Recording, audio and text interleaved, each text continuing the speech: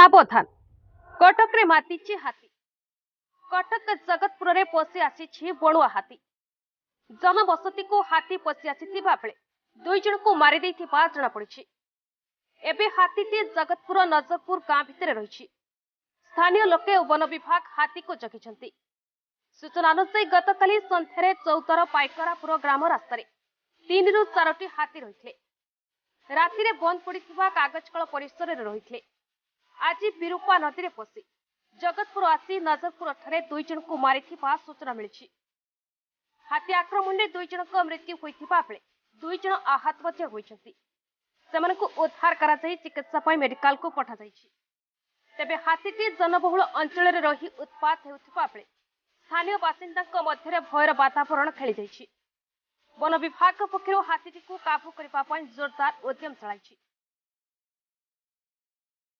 कटकरू विचित्र मुदली report B news Odisha.